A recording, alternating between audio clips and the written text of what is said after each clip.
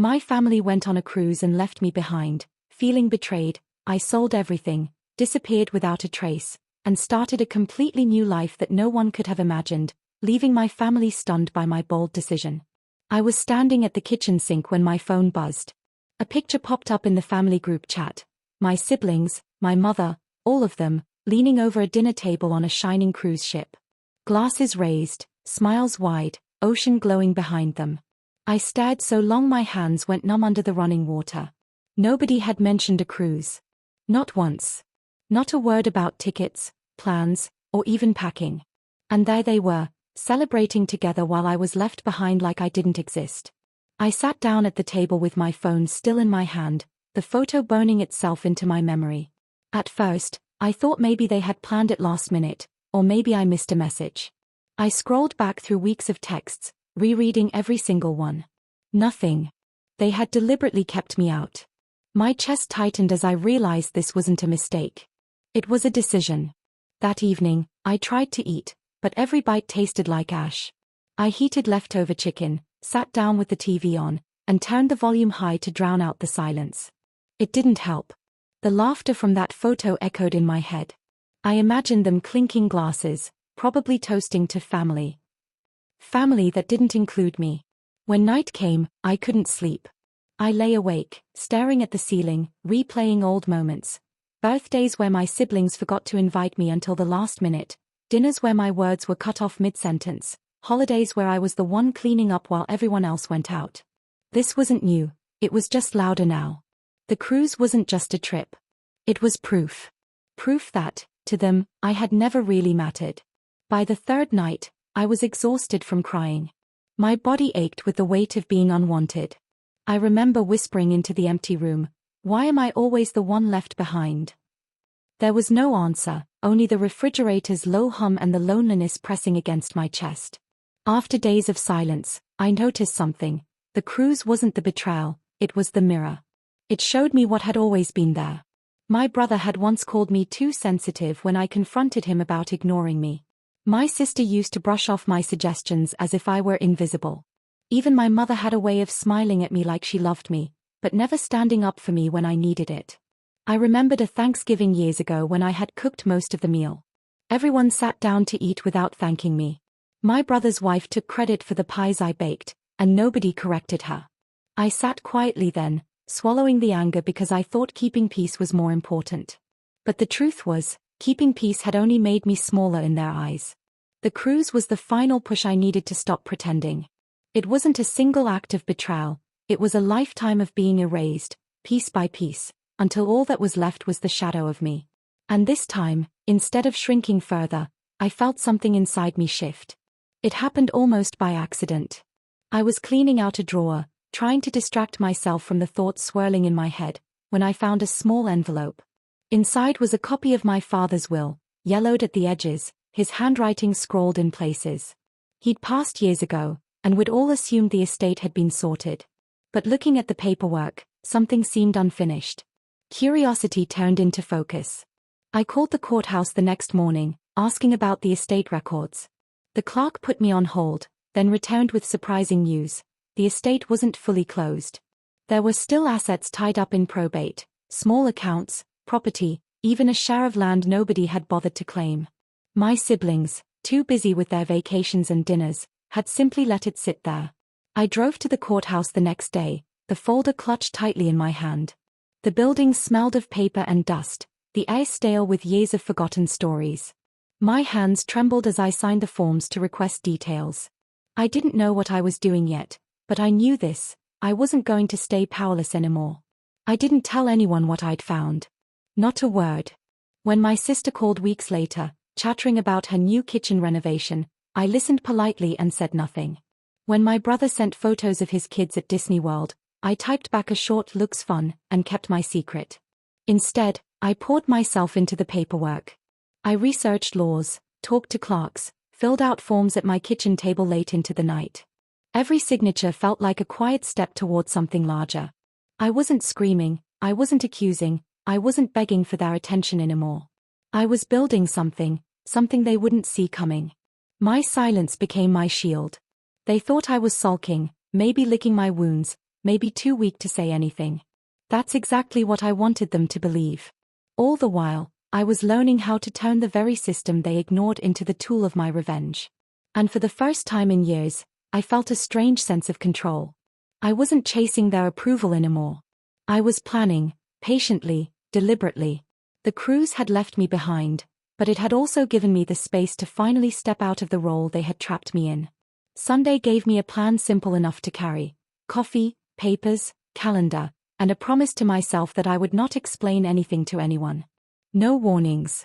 No raised voice. Only steps that left a trail of ink. On Monday I went back to the courthouse. The counter clerk, a woman with a silver bun, read my form. "Executor?" she asked. "If the estate is still open," I said. She checked her screen and frowned. "It is. No one finished it." She handed me a packet: required notices, fees, a short hearing. I slid it into my bag like a quiet victory and thanked her. The hearing took 10 minutes. The judge asked 2 simple questions and granted the petition. The gavel sounded soft, yet something unlocked in me. I whispered, "I'll do this right," and drove home with the window cracked, letting cold air steady me. Nights turned orderly. I typed letters, logged dates, built a binder with colored tabs. A clerk mentioned a dormant savings account.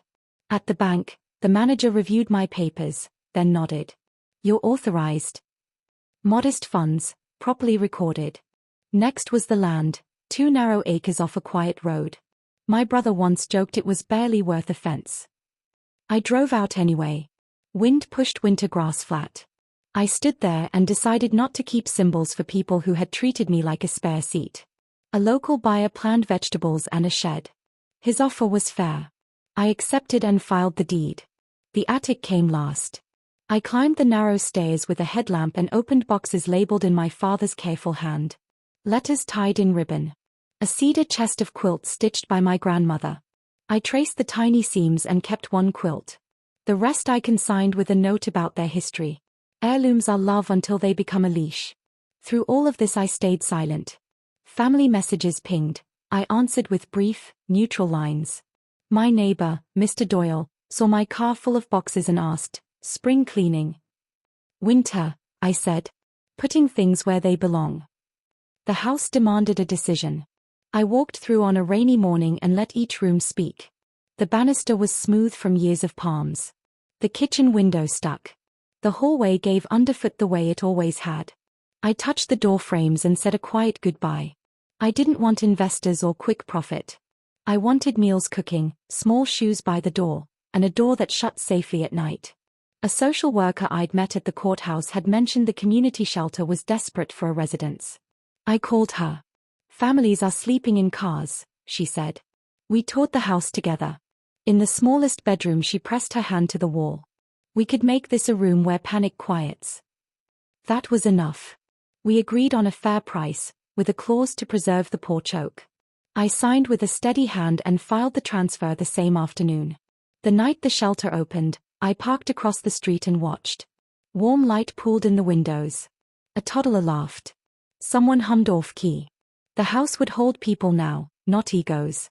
I drove home without music and, for the first time in weeks, slept through till morning. They noticed fast. A tax notice arrived without their names and the group chat sparked. My brother called first. "What did you do?" "Handled what needed handling," I said.